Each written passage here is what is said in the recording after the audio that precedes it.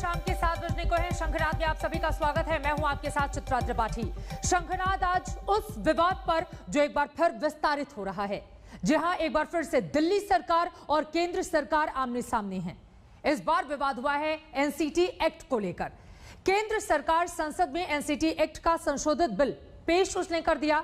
यह बिल दिल्ली में उपराज्यपाल की ताकत बढ़ाने वाला है। वहीं दिल्ली सरकार का कहना है कि यह बिल दिल्ली सरकार की शक्तियों को कम करने वाला है। आम आदमी पार्टी का आरोप है कि केंद्र सरकार पीछे से दिल्ली की सरकार को चलाने की कोशिश कर रही है। इसी पर दिल्ली सरकार से हमारे साथ खास मेहमान होंगे। भारतीय जनता पार्टी से भी हमारे साथ नेता जुड़ेंगे, उनके साथ हम बहस करेंगे। लेकिन उसके पहले यह रिपोर्ट देखिए। लोकप्रिय मुख्यमंत्री अरविंद केजरीवाल आपके बीच पहुंच चुके हैं।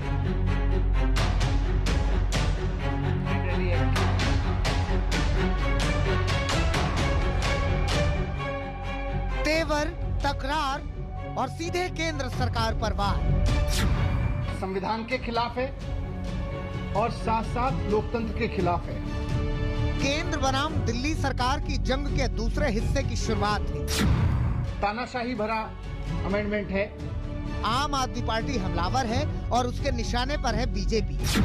कुल मिलाकर चुनी हुई सरकार की जगह भारतीय जनता पार्टी पिछले दरवाजे से अपनी सरकार बनाने की कोशिश कर रही है। दरअसल दिल्ली में सरकार चला रही आम आदमी पार्टी के इस गुस्से की वजह केंद्र सरकार का वो एनसीटी एक्ट है, जिसके आधार पर राजधानी में उपराज्यपाल की शक्ति में इजाफे का दावा किया जा रहा है। संसद में सरकार की ओर से ये पेश होते ही सीएम अरविंद केजरीवाल ने ट्वीट कर केंद्र पर हमला बोल दिया। ये बिल कहता है कि दिल्ली में सरकार का मतलब एलजी होगा, तो चुनी हुई सरकार क्या करेगी? सभी फाइल्स एलजी के पास जाएंगी। ये सुप्रीम कोर्ट के 4 जुलाई 2018 के फैसले के खिलाफ है, जिसमें कहा गया था कि फाइल्स एलजी को नहीं भेजी जाएंगी। चुनी हुई सरकार सभी फैसले लेगी और एलजी को फैसले की कॉपी ही भेजी जाएगी। केजरीवाल के विधेयक पर सवाल उठाने के फौरन बाद ही उप मुख्यमंत्री मनीष सिसोदिया सामने आए और पूछा कि अगर एलजी के पास ही सब शक्ति होती तो दिल्ली में सरकार का क्या मतलब? इस बिल के लागू होने के बाद दिल्ली सरकार का मतलब होगा लेफ्टिनेंट गवर्नर। दिल्ली में चुनी हुई सरकार का मतलब अब कुछ नहीं रह जाएगा।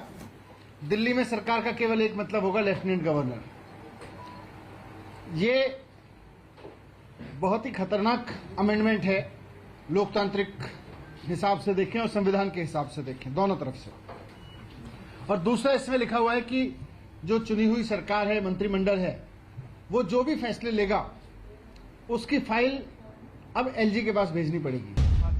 अपनी प्रेस कॉन्फ्रेंस में सिसोदिया ने संविधान का हवाला दिया, सुप्रीम कोर्ट के आदेश की दलील दी और कहा कि केंद्र सरकार ने तानाशाही रवैया दिखाते हुए दोनों को ही ताक पर रख दिया है। अब केंद्र सरकार ने, भारतीय जनता पार्टी ने क्या किया है कि अब ये कानून ले आए हैं और इस कानून में लिख दिया है, इस कानून के बाद ये जो सुप्रीम कोर्ट का जजमेंट है ये इसको उलट दे रहा है। यानी कि सुप्रीम कोर्ट को जजमेंट को उलटने का मतलब है कि ये कॉन्स्टिट्यूशन को उलट रहे हैं। कॉन्स्टिट्यूशन में लिखा हुआ है कि चुनी हुई सरकार के पास पावर होंगी 3 सब्जेक्ट को छोड़ के। ये कह रहे हैं कि चुनी हुई सरकार के पास में 3 सब्जेक्ट तो छोड़ दीजिए, किसी भी मामले में चुनी हुई सरकार सरकार ही नहीं होगी, लेफ्टिनेंट गवर्नर सरकार होंगे। आम आदमी पार्टी की सरकार के इन आरोपों के बीच ये समझने की जरूरत है कि आखिर इस एक्ट के संशोधित बिल में है क्या और इसे लेकर दिल्ली सरकार भड़की क्यों है। केंद्र सरकार के इस बिल के तहत एलजी को अतिरिक्त शक्तियां मिल सकती हैं। इनमें विधानसभा से अलग कुछ मामलों में दिल्ली सरकार को उपराज्यपाल की मंजूरी लेनी होगी। संशोधनों के हिसाब से दिल्ली सरकार को विधायिका से जुड़े फैसलों पर एलजी से 15 दिन पहले और प्रशासनिक फैसलों पर करीब 7 दिन पहले मंजूरी लेनी होगी। इसी को लेकर दिल्ली सरकार आपत्ति जता रही है। आम आदमी पार्टी की सरकार का ये भी आरोप है कि जब दिल्ली में बीजेपी सरकार नहीं बना सकी तो पीछे के दरवाजे से वो सरकार चलाने की कोशिश कर रही है। साम दाम दंड भेद किसी भी तरह से पहले तो चुनाव जीतने की कोशिश करना, जब जनता चुनाव में हरा दे तो उसके बाद चुने हुए एमएलएज को खरीद के सरकार बनाने की कोशिश करना, सरकार चलाने की कोशिश करना।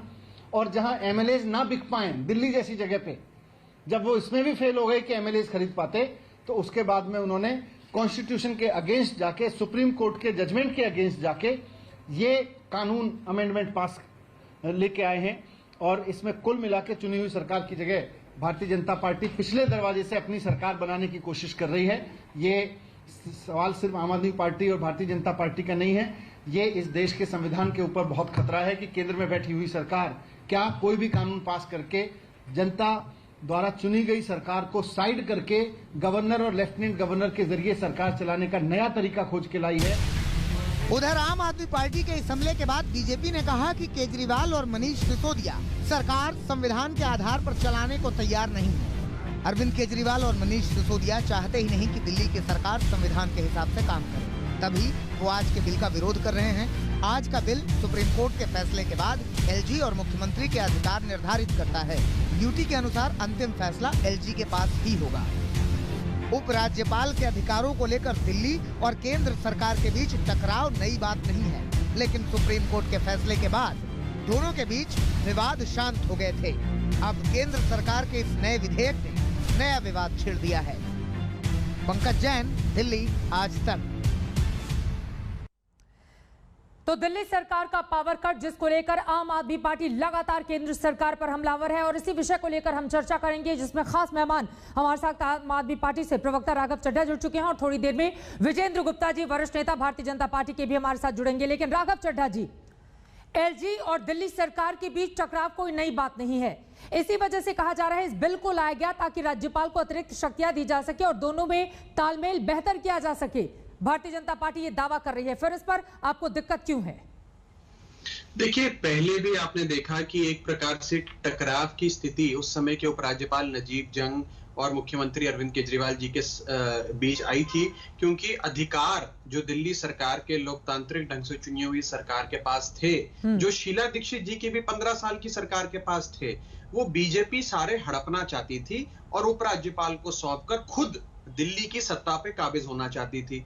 हमने न्यायपालिका का दरवाजा खटखटाया, सुप्रीम कोर्ट तक गए और सुप्रीम कोर्ट ने अपने जुलाई 2018 के निर्णय में ये साफ कर दिया कि दिल्ली का बॉस मुख्यमंत्री है, दिल्ली का बॉस उपराज्यपाल नहीं है। दिल्ली एक यूटी है, दिल्ली एक पूर्ण राज्य नहीं है। बिल्कुल। क्योंकि दिल्ली के 3 महत्वपूर्ण विषय मैं पहले ही बता देता हूं, कानून व्यवस्था, पुलिस और जमीन। जहां तक ये 3 मसले हैं, दिल्ली यूटी है। इन 3 मसलों को हटाकर जितने शिक्षा, स्वास्थ्य, पानी, बिजली, बाकी जितने भी जो अधिकार क्षेत्र है, उसके लिए दिल्ली एक पूर्ण राज्य है। ये सुप्रीम कोर्ट ने कहकर अपना जजमेंट दे दिया। उसके बाद आज एक प्रचंड बहुमत की सरकार और सुप्रीम कोर्ट के द्वारा दी गई जजमेंट के उलट जाते हुए केंद्र सरकार चोर दरवाजे से दिल्ली की सत्ता पे काबिज होने के लिए जितने अधिकार सुप्रीम कोर्ट ने हमें, जो बीजेपी ने छीन लिए थे, हमें वापस दिए थे, वो फिर हमसे छीनना चाहती है। नहीं, राघव चड्ढा जी, आपने यहाँ पर ये कहा, आपने खुद ही कहा कि एक पूर्ण राज्य तो राजधानी दिल्ली है नहीं, ऐसे में अगर एलजी को अधिकार देने की बात आ रही है तो फिर आप लोगों को इतनी ज्यादा दिक्कत, आप लोगों को क्यों लगता है कि बीजेपी पीछे से सरकार चलाना चाहती है राजधानी दिल्ली में? मैंने बताया ना, वो राजधानी है, इसलिए जो 3 एडमिनिस्ट्रेटिव सब्जेक्ट्स हैं, पुलिस, कानून व्यवस्था और जमीन, ये 3 एलजी के विचाराधीन है, बाकी सारे मुख्यमंत्री के विचाराधीन है। आज का जो संशोधन है, जो बिल है, वो ये कहता है कि जो बाकी के विषय जो मुख्यमंत्री के विचाराधीन है, वो भी हम मुख्यमंत्री से छीनकर उपराज्यपाल और केंद्र में बैठी भाजपा सरकार को सौंप देते हैं, यानी कि मुख्यमंत्री के पास ठन गोपाल। अब मुझे एक चीज बताइए, दिल्ली की जनता हर 5 साल अपना उपराज्यपाल चुनने के लिए वोट डालती है या मुख्यमंत्री को चुनने के लिए वोट डालती है? दिल्ली की जनता ने 2015 में आजाद भारत के इतिहास में सबसे बड़े जनादेश वाली सरकार अरविंद केजरीवाल की बनाई थी कि नजीब जंग या अनिल बैजल की बनाई थी? उन्होंने तो अरविंद केजरीवाल की सरकार बनाई थी। अब मुझे एक बात बताइए, अगर आपके घर में पानी नहीं आता, या आपके घर में बिजली कटती है, या आपके बच्चे को अच्छा स्कूल नहीं मिलता, या आपके पास अच्छी स्वास्थ्य व्यवस्था नहीं है, तो आप केजरीवाल सरकार का दरवाजा खटखटाएंगे कि अनिल बैजल साहब? नहीं, लेकिन आपको भी समझना होगा ना कि यहाँ पर राजधानी दिल्ली, देखिए, दोनों के ही अधिकार बटे हुए हैं, बकायदा इसके लिए रिटन में भी है, और जब सुप्रीम कोर्ट की ओर से फैसला आया था उसमें इस बात का जिक्र किया गया था कि दोनों के अधिकार क्षेत्र को डिफाइन किया जाए। उलट दिया। मैं वही कह रहा हूँ चित्रा जी, बिल्कुल सही कहा आपने। सुप्रीम कोर्ट का जो फैसला था वो सबको मान्य था, हमने भी माना, स्वीकारा, इनको भी मानना चाहिए था, स्वीकारना चाहिए था। इन्होंने उस सुप्रीम कोर्ट के फैसले को बदल दिया, और इसका कारण सुन लीजिए मुझसे बस एक वाक्य में। देखिए, भारतीय जनता पार्टी, चित्रा जी, पिछले 25 साल से दिल्ली की सरकार नहीं बना पाई है। पहले 15 साल कांग्रेस थी, अब 10 साल केजरीवाल सरकार है। अभी हाल ही में समाप्त हुए बाई इलेक्शंस में भाजपा को मिली 0 सीटें, आम आदमी पार्टी को मिली 4 सीटें। तो भारतीय जनता पार्टी की राजनीतिक जमीन दिल्ली में खिसक चुकी है, समाप्त हो चुकी है। विजेंद्र गुप्ता जी हमारे साथ जुड़ चुके हैं, वरिष्ठ नेता भारतीय जनता पार्टी के। मैं जवाब ले लेती हूँ विजेंद्र गुप्ता जी। ये सवाल तो महत्वपूर्ण है ना कि चुनी हुई सरकार का मतलब क्या रह जाएगा अगर सारे महत्वपूर्ण अधिकार एलजी को दे दिए जाएंगे दिल्ली में? तो ये झूठ बोल रहे हैं राघव चड्ढा, यहाँ पर सारी जनता को गुमराह कर रहे हैं। ये लोग ये समझते हैं कि झूठ की बिसात पर संविधान को भी धता बता दिया जाए, भारत की पार्लियामेंट को भी धता बता दिया जाए और अपनी राजनीतिक रोटियां सेकी जाए। इनको ये पता होना चाहिए कि सुप्रीम कोर्ट के ऑर्डर में क्या लिखा था। सुप्रीम कोर्ट के ऑर्डर में बड़ा साफ लिखा था कि जो ये कंफ्यूजन है इसमें, इसके लिए क्लैरिफिकेशन होना बहुत जरूरी है और इस पर फैसला लिया जाए। पहली बात यह है कि जिसके जो अधिकार है जहां थे वो वैसे के वैसे ही हैं, उसमें रत्ती भर भी कोई अंतर नहीं है। अपनी विफलताओं को छुपाने के लिए, अपने फेलियर को छुपाने के लिए सिर्फ ब्लेम गेम करना, ये लोगों की पुरानी आदत है। नहीं, आम आदमी पार्टी ये भी कह रही है विजेंद्र जी कि दरअसल आप लोगों को दिल्ली की जनता ने खारिज कर दिया, तो अब पर्दे के पीछे से सरकार चलाने की ये पूरी की पूरी कवायद आप लोगों की है। ये कैसे आपको लग रहा है? चित्रा जी आप मुझे बताइए, मैं आपके माध्यम से देश की जनता को, दिल्ली की जनता को बताना चाहता हूँ, जो संविधान में लिखा गया है उसमें एक एक अक्षर, उसका जो मीनिंग है वो वही है, पहले भी वही था, आज भी वही है। सिर्फ एक क्लैरिफिकेशन आया है जो गवर्नमेंट शब्द है उसको लेकर के, और प्रेसिडेंट ऑफ इंडिया का रोल जो इसमें पहले था वही रोल अब है। ठीक है, लेफ्टिनेंट गवर्नर का पहले तो चीजों को अगर लिखित में डिफाइन कर दिया गया है दोनों के अधिकार क्षेत्र को लेकर, तो इस वजह से राघव चड्ढा जी आप लोगों को दिक्कत होने लगी है। देखिए, जब चित्रा जी, जब 4 जुलाई 2018 को सुप्रीम कोर्ट का निर्णय आया था, तो आज तक की बहस में मैं आया था जनता का और सुप्रीम कोर्ट का शुक्रिया अदा करने। उस समय आज तक की हेडलाइन थी, मैं आपको बता देता हूं, मुझे याद है, जबानी याद है, उस समय आज तक की हेडलाइन थी, दिल्ली का बॉस मुख्यमंत्री केजरीवाल। यानी कि दिल्ली का बॉस एलजी नहीं, मुख्यमंत्री। आज उस फैसले को उलट दिल्ली का बॉस मुख्यमंत्री तो मुख्यमंत्री ही रहेंगे। आज दो चीजें लिखी है इस कानून में। पहली चीज ये लिखी है कि सरकार का क्या परिभाषा होनी चाहिए, हम उस कानून में लिख रहे हैं। कानून में ये लिख दिया इन लोगों ने कि सरकार की परिभाषा है उपराज्यपाल, ना कि मुख्यमंत्री। और दूसरी चीज लिखी कि कोई भी फैसला मुख्यमंत्री या उनका मंत्रिमंडल ले, उस फैसले पर जब तक उपराज्यपाल की मोहर ना लगे, जब तक उपराज्यपाल उसे सोच समझ के हस्ताक्षर ना करें, तब तक वो फैसला मान्य नहीं होगा। और अगर उपराज्यपाल चाहे तो सरकार के हर फैसले को उलट सकते हैं। अब मुझे एक चीज बताइए, योगी आदित्यनाथ जी की भी प्रचंड बहुमत की उत्तर प्रदेश में सरकार चल रही है। की कमेंट ले लेते हैं, ठीक है विजेंद्र गुप्ता जी, जल्दी से एक कमेंट आपका।